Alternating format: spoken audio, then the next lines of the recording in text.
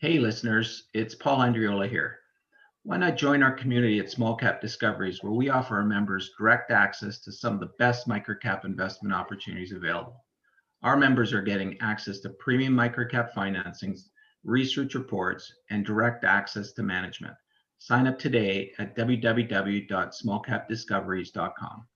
Hi, everyone. Welcome to the Small Cap Discoveries conference call. Today is March 25th, 2025, and today on our call, we have the CEO, Brent Ashton from Covalon Technologies. Covalon trades on the TSX Venture Exchange under the symbol COV or COV, and it also trades on the OTC under CVALF. The company is currently trading at $2.25 with about 27.5 million shares outstanding, or about a $62 million market cap. I'd now like to hand it over to Paul Andriola. Thanks a lot, Trevor.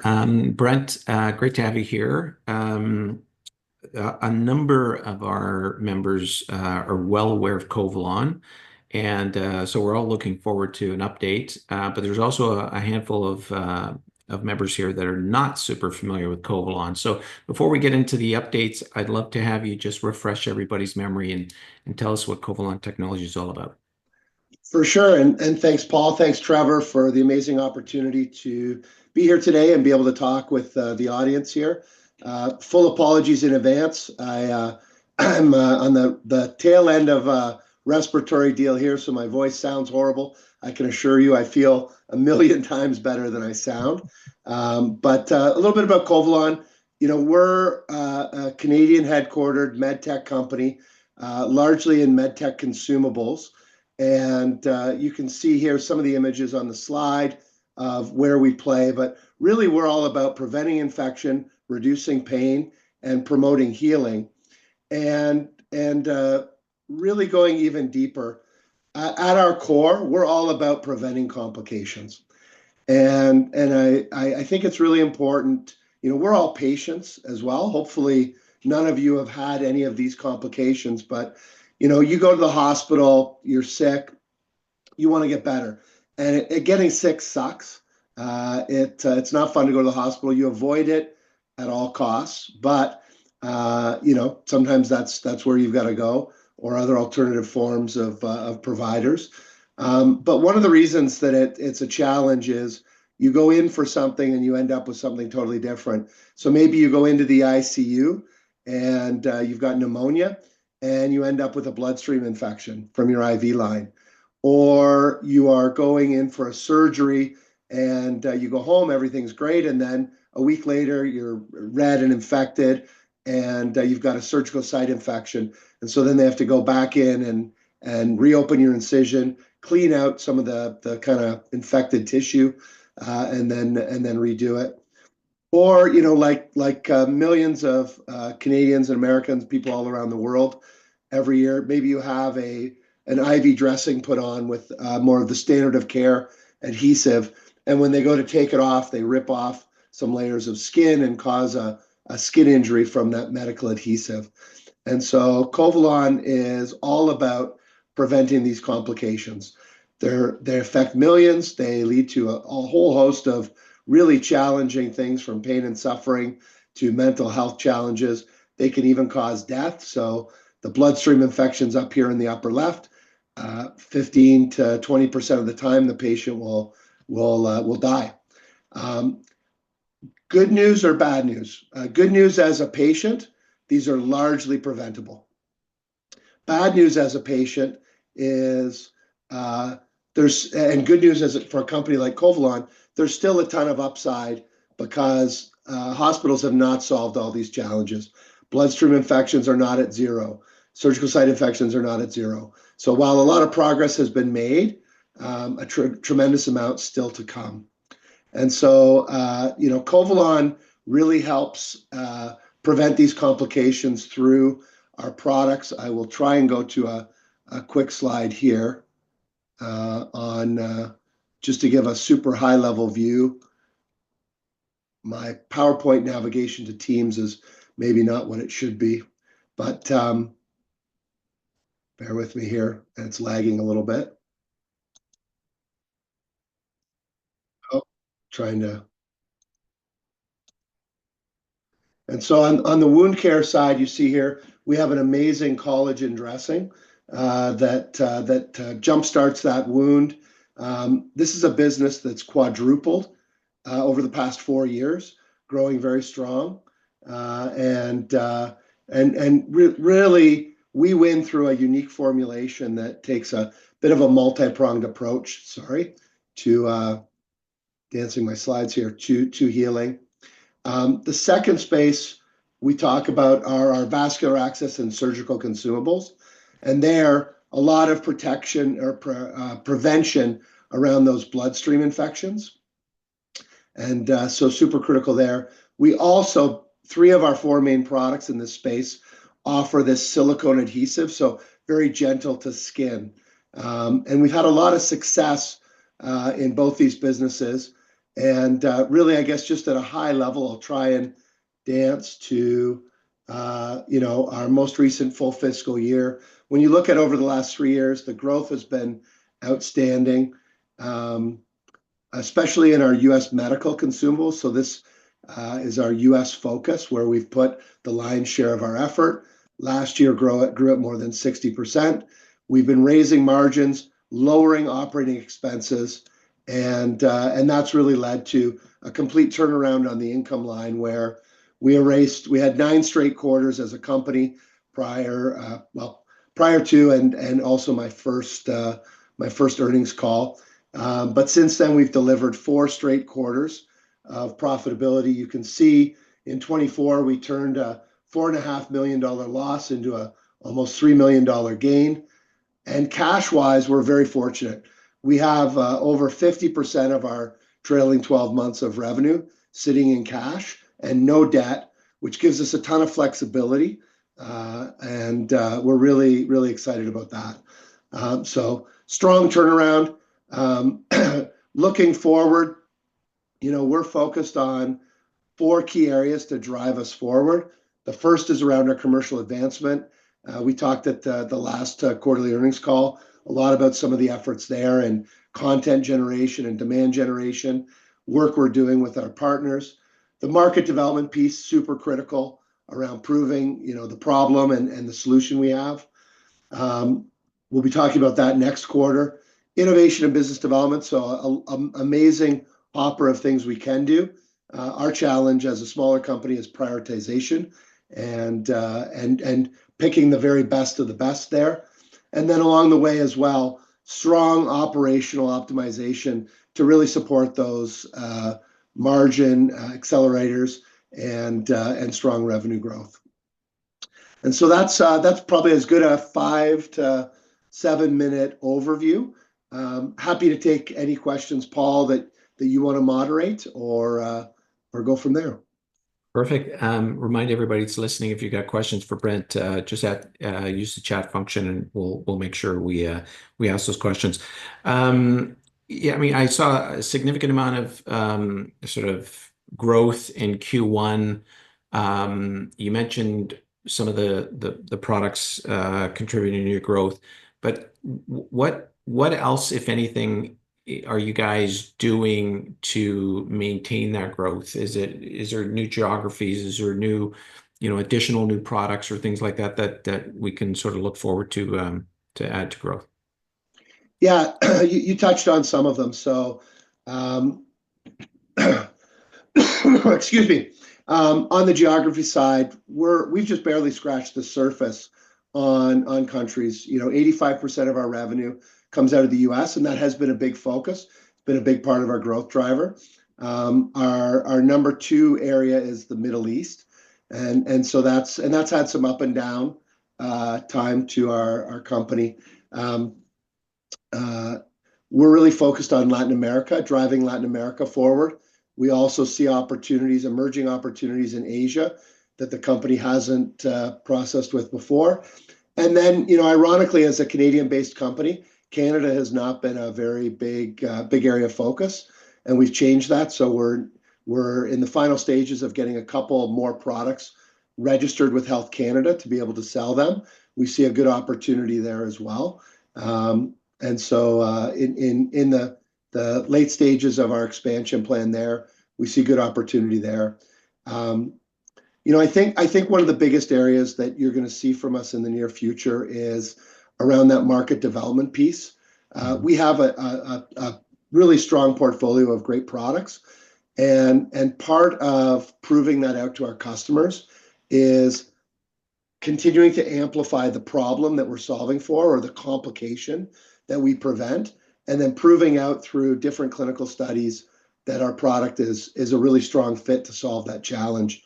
And so we've taken some big efforts over the last year, and those are starting to pay dividends.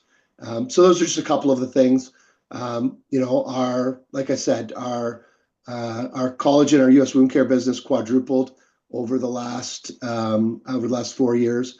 Our vascular access and surgical consumables business in the U.S., the 3-year CAGR on that is over 50%, and so a really strong growth.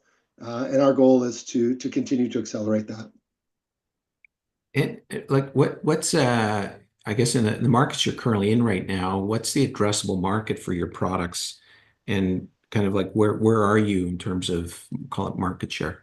Yeah. In terms of addressable market, these are billion-dollar plus spaces that we play in, both the wound care, the vascular access broader space, and the surgical consumable space, billion-dollar plus spaces. You can go a little narrower on the market share into kind of the direct products we compete against. On that, in the wound care business in the US, we're the number 3 player in collagen. On the vascular access side, we have just barely scratched the surface. One of our products, ValGuard, we own the market. It's the only product of its kind. It's a greenfield opportunity, and we're seeing our strongest growth there. On the IV dressings piece, we're a very, very small part of a very large business and ton of opportunity. And I didn't kick into it here, but there's a great opportunity ahead of us where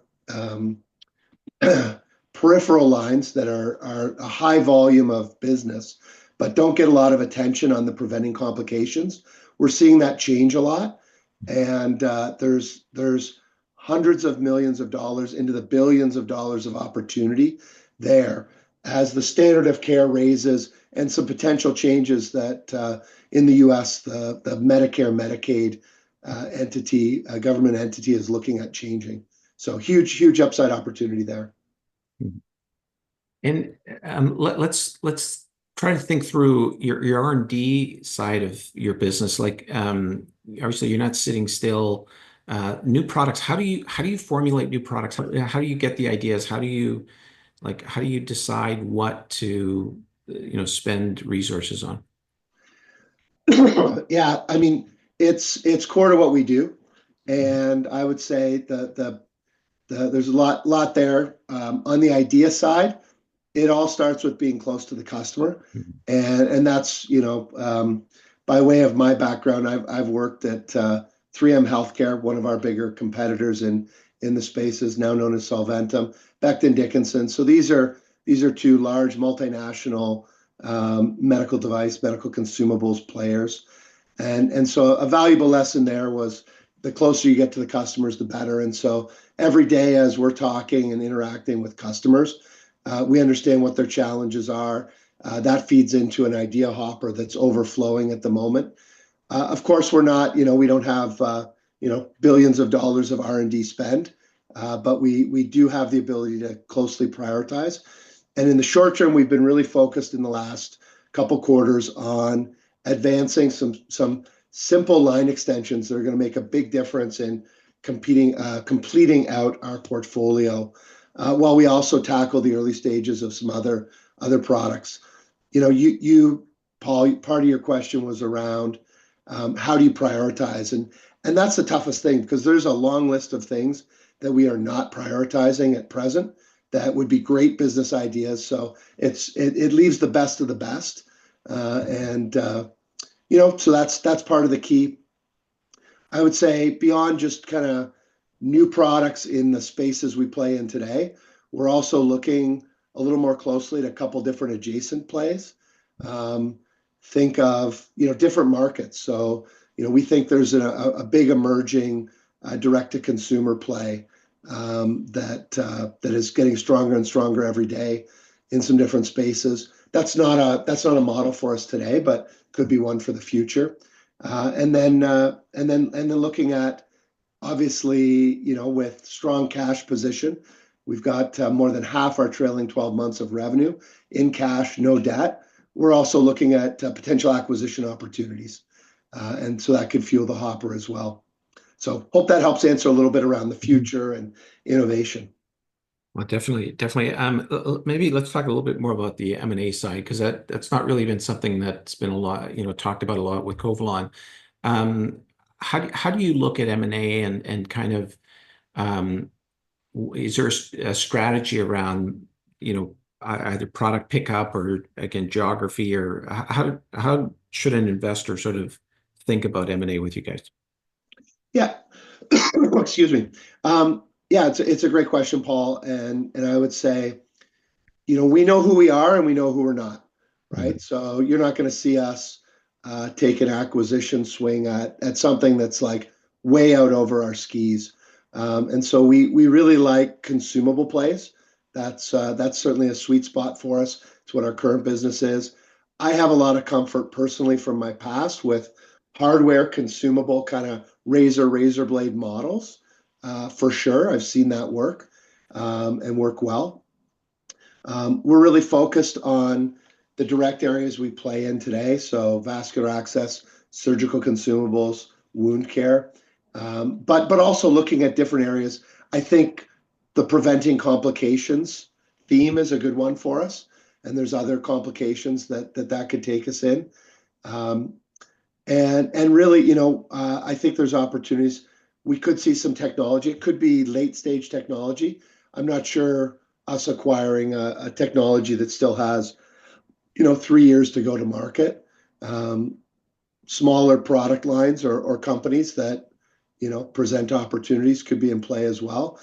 And then we also take a look at, are there larger companies that have what I call orphan products, where just for whatever reason it's not an area of focus for them, but as they look to portfolio rationalize, there could be opportunities for Covalon to, if it's in a space that we're stronger at, take a greater advantage and create more value. So those are some of the areas that we're kind of filtered on. Mhm. Now, earlier you mentioned that roughly 85% of your revenue is derived from the US. Obviously, over the last several months here, business has gotten a little bit more challenging for Canadian companies selling to the US. Maybe let's talk about any tariff implications or any change in the way you see business having to be run here going forward. Yeah, I mean, for sure, a super fluid situation. And we've seen, we've talked about externally on the tariff side that we do make in Canada a good chunk of our revenue, and a lot of that is sold in the United States. And so we do see tariff pressure there. We'll see how it plays out. I mean, to be honest, it's kind of a bit like a soap opera. Every week there's a bit of a twist or a turn, and right now we're in a bit of a cliffhanger on what exactly between Canada and the US is going to be in play. So very fluid situation. We've got a playbook we're running. The biggest part of it has been an acceleration of driving cost out. And what I love about that is there's never a bad time to drive cost out of your system. And in a tariff environment, it's even better, right? Like the return on investment becomes even stronger. And so we've taken less than $1 million of our cash over the past little bit and turned that into automation, buys on automation, to drive cost out on our wound care product, and looking at other different options there as well. So that's key. There's also other opportunities to mitigate the impact if it's realized. So we do have a strong playbook, and we just hired a new manufacturing leader as well that I think can help us with the cost side. But it remains to be seen. We've planned for the worst, and in that case, it's for the rest of this year. It's looking now like probably less than a couple 100 basis points of margin impact if the tariffs are fully realized and we don't mitigate through any of the other actions. So I think we'll see that dwindle down. But I'm very hopeful that, kind of calmer global trade will prevail here. And the biggest one would be around, import tariffs on product from Canada to the US. Having said that, the tariffs also create opportunities. Med tech products from China haven't been super popular in North America, but they have a certain place, and tend to be more at the bottom end of performance and therefore price. And so with the tariffs from China, those products are becoming more and more expensive. And so we do see tariffs as an opportunity as well. And maybe talk about any other challenges we haven't mentioned here. Sort of what keeps you up at night right now, Brent? Yeah, I'd say what keeps me up at night actually is the opportunity we have, because there's just so much there. There's so much we could do, and I recognize as a smaller company, prioritization is super key. And so, I think it does put more and more pressure on the things we do choose to do. We have to do them right, and they have to be successful. Larger companies can take lots of different swings and probably strike out more and still, plod along at market growth rates, 3 to 5%, 5 to 7%, depending on the space in med tech. That's not Covalon's trajectory, right? We've the two businesses I talked about, have had CAGRs of greater than 30%, greater than 50% in the case of the vascular access and surgical piece. And so, we've got to we don't necessarily have to hit a ton of home runs, but we got to hit a lot of doubles and triples and singles along the way. And so that's why it's been really important over the last year to really clean up some of the foundational stuff here at Covalon. And I think I'm really proud of the work that we've done with the team, and the team's accomplished. And I think it set the foundation for a really strong future. Let's talk a little bit about the stock and kind of what's been happening. I don't say investor relations wise, like, you've seen several back-to-back profitable quarters now. What's the chatter like? Are you getting inbound calls or fund managers talking to you? Just maybe a general sense of the interest level from the capital markets. Yeah, I think it's excuse me, take a drink of water here first. I think it's certainly an interesting time. The vast majority, more than 90% of our shareholders are based in Canada.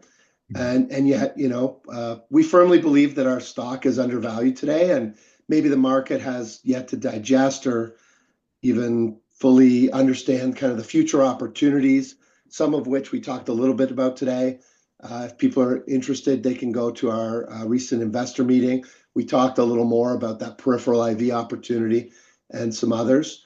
And so, I do obviously talk to a lot of people, and I think there's certainly opportunity around the US investor base. That's a small part of where we're at today, but it's an area we're focusing more on, largely because I think there's a greater community there on the med tech side. Valuations are obviously quite a bit higher, and there's a greater awareness of the med tech space and whatnot.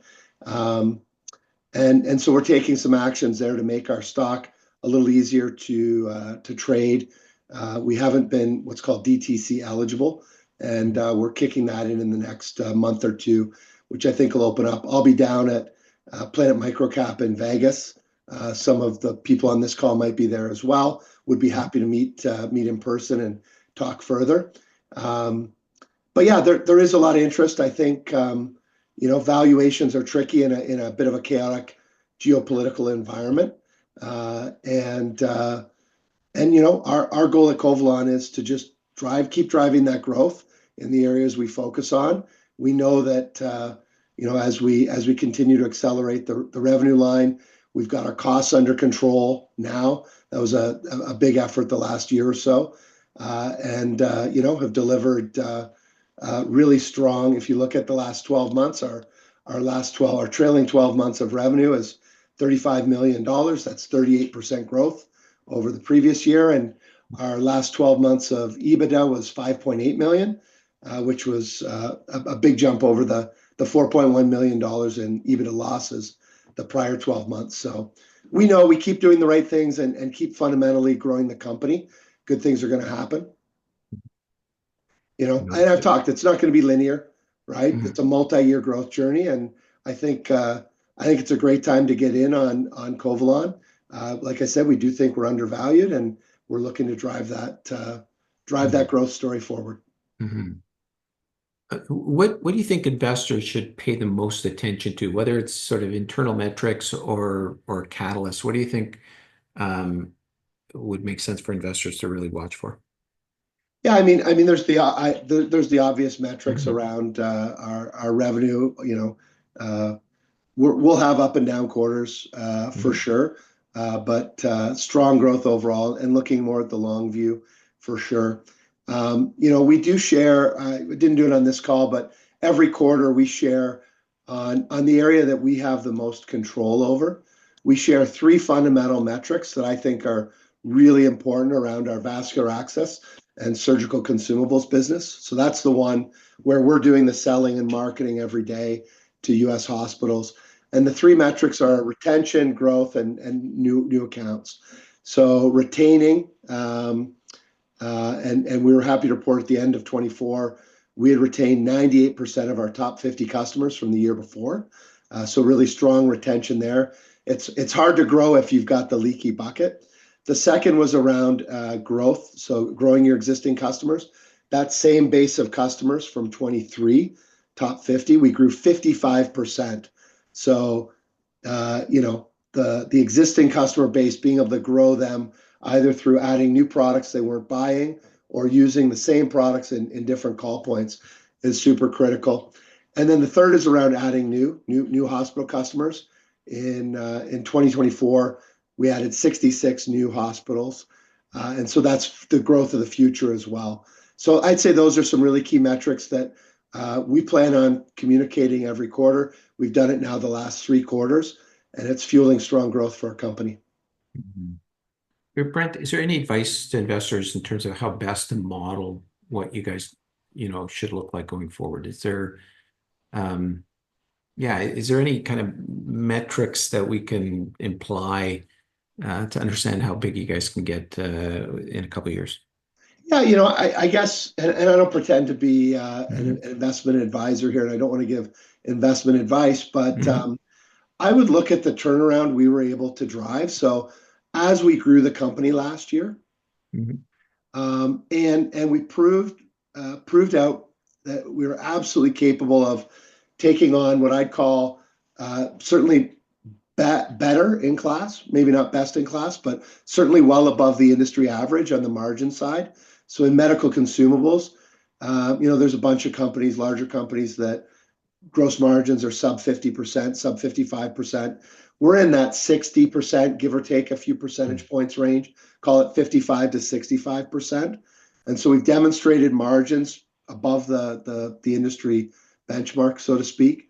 And we've also demonstrated really strong cost consciousness. That wasn't always the case here. We got our costs under control largely through some reorganization efforts a little over a year ago. And we were able to drive that growth very efficiently. And so I think when you look at how that dropped to the bottom line, I think it's something, if I was in one of your listeners' shoes, as we look at, our goal is to double the company's revenues here by 2028. And in doing so, we're going to have to invest more in the company. But I think the bottom line can really benefit. We can have an outsized or oversized benefit on the bottom line from that growth because we've demonstrated what we can do here in the last year. Now, Brent, earlier you mentioned some automation and some cost savings that you're putting into effect, partly because of tariffs. But can you talk a little bit more about, is there more room for improvement there? And if so, any kind of timelines around any more sort of cost savings? Yeah, so a couple of things. One, I briefly alluded to, but we just hired a new manufacturing leader. So he'll report into Kim Crooks, who's our SVP of operations. And he comes to us with a great background at Boston Scientific, a truly world-class med tech company, a lot of consumables, tens of millions, hundreds of millions of products every year. And so, and then also some time in the pharma world where, quality on both Boston Scientific and pharma, quality paramount. And so that's certainly, we're going to see some benefit of that. He starts with us here the early next month. The automation stuff I alluded to, it's on order. So we haven't even seen the benefit of that yet. And that'll kick in here later this year. Certainly lots of opportunities. We're always looking at how we can drive cost out of our system and be more efficient. So those would be some key themes there, I'd say. Mm-hmm. And last question is really, you mentioned the stock's undervalued, or you believe it is. What do you think the market is not getting right, or what's like a key thing that you really want people to understand about the business? Yeah, I think it's to dig deep into the opportunities, and we're trying to do a better job of conveying that. And like I said, at the last the annual general meeting we had last week, we did talk a little more in depth about that, and whether it's around these complication preventions, whether it's around the peripheral IV space. I've been fortunate. We've talked a little bit as well. I've been all sorts of fishes in all sorts of ponds. Small fish, large fish, small pond, large pond. We are a small fish in a large pond. And I think that's the best position to be in. I've been the large fish in the large pond, and it's really tough to grow above the market growth rate when you're the majority of the market. That is not the case for Covalon. It's an enviable position. I spent 20 years in what we'll call the big leagues. I know that space inside and out with 3M and then Becton Dickinson. And I know what we've got here at Covalon is a hell of a strong potential that I'm working and the team is working every day to unlock, to get us into that bigs, to get us to be a bigger fish in the pond we play in. Can't change everything in 1 week, 1 month, 1 quarter. We did do a lot of change last year, but I think it sets us up really well for the future. And our mantra is all about being better tomorrow than today. So whether it's a year from now, 3 years from now, we're continuing to be a stronger and stronger company. And I think for the investors, I'd say stay tuned. I think it's a great time. Like I said, we do think we're undervalued, and we do see a bright future ahead. And looking forward to talking with others about that as we go forward. Mm-hmm. Well, it's been great. Well, listen, thank you, Brent. Always great to get updated like this. Sounds like continued sort of exciting times ahead for you guys. We've been speaking with Brent Ashton, CEO of Covalon Technologies. Symbol is COV on the Venture Exchange. Thanks for catching up with us today, Brent, and certainly look forward to keeping apprised of future progress. Hey, thanks so much, Paul and group. It was great to have the opportunity to talk, and happy to continue the dialogue. Fantastic. Right on. Bye for now. Take care, everyone.